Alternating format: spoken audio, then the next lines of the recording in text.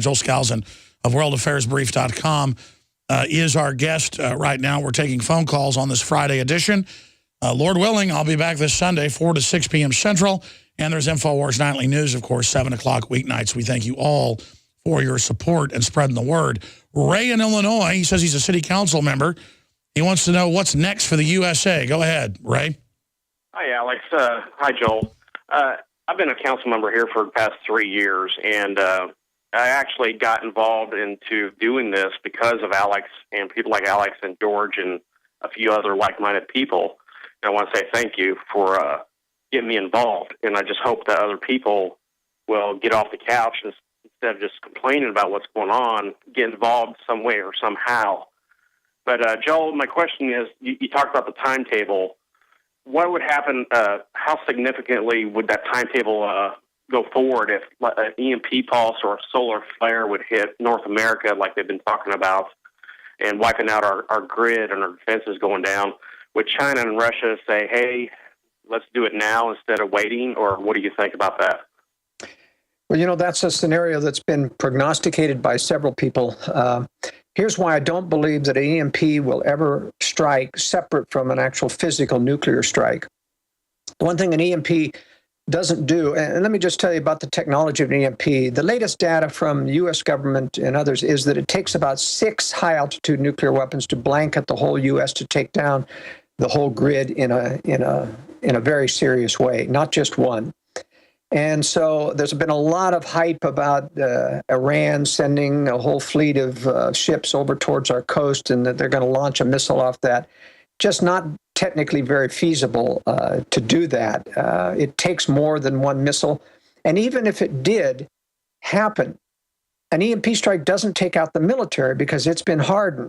And so the military would know where it came from. They'd be able to retaliate so it doesn't achieve the purposes of either Russia and China or even a rogue state, you know, as if Iran would do that, which I don't believe they would.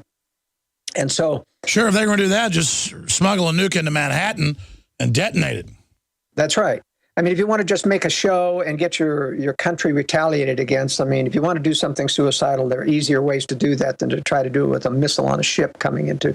But I just don't think that's going to happen. It really is more technical than people think to throw a high-altitude nuclear weapon up there, and it's got to be... Well, in the 60s, the Pentagon detonated big hydrogen bombs in the atmosphere, and it did knock out power, but they found it was sporadic through the atmosphere. That's right. It is sporadic. It takes about 6 to blanket the whole U.S., and even then, as I say, it doesn't take down the military because they're hardened. Now, a sun EMP could actually hit the whole country, the equivalent of big flare. Why is there so much military-industrial complex hype? We get hit by guests constantly wanting to come on about EMP. Well, I don't know. You know, government agents have been hyping a lot of things. And frankly, Alex, anybody who calls up, me included, and says, I'm an insider in government and I have some top secret information for you, I don't take it. Because nobody in today's NSA can get away with talking to anybody on our side without getting caught. So there are cases where whistleblowers speak out, but usually it's public to the Associated Press. The police chief, after I interviewed him, went public to the Associated Press. Ale Philippus about the military buying off the city for covert operations and Thomas Sanchez of Kingsville. I've also been sent stuff by state police. I've been sent stuff by federal marshals. But it comes in unmarked mail, and then later I get a contact about it, and they get hopping mad.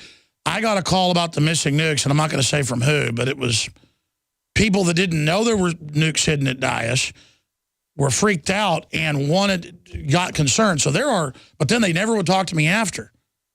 And I can't say any more to let out who it is, but a big thing happened over that. Enough for me to fear for my life. So I want to be clear, though. There are real whistleblowers, but somebody that constantly says, I'm a government agent, here, I'll give you this, I'll give you that, over the phone, over email, that's not real, because real stuff, it's when people are not going to be part of evil anymore, they blow the whistle like Snowden at great risk of themselves.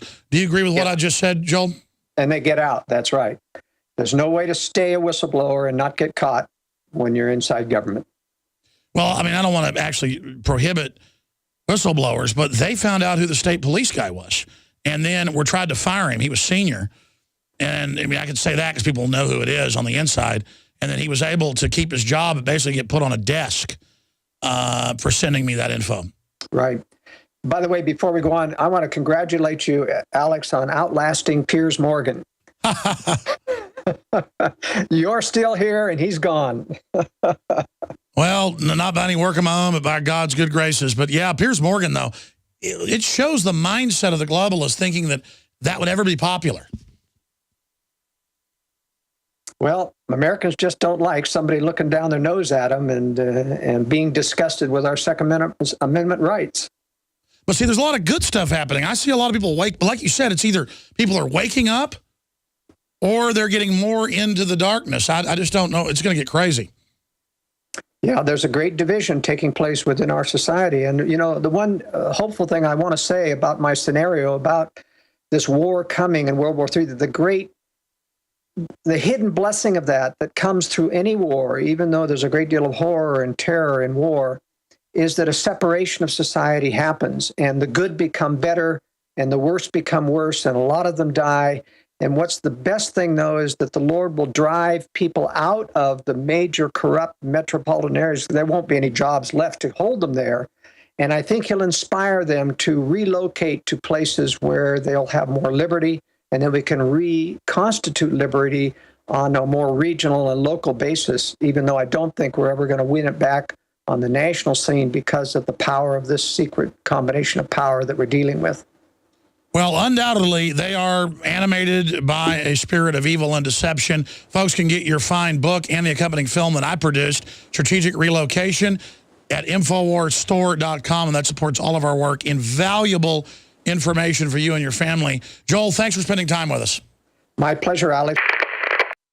Nascent iodine is so important because it goes directly to the thyroid. It's not bonded to a salt, which means it doesn't have to be broken down, and it's the most usable form. It's what the body uses. It's what the body is designed to use. If you have low energy levels, if you have pains, if you have thyroid problems, if you don't feel up to par, well, they've proven now that the fluoride and a lack of iodine causes a decreased IQ because you have all this stuff that builds up inside your system and builds up and builds up.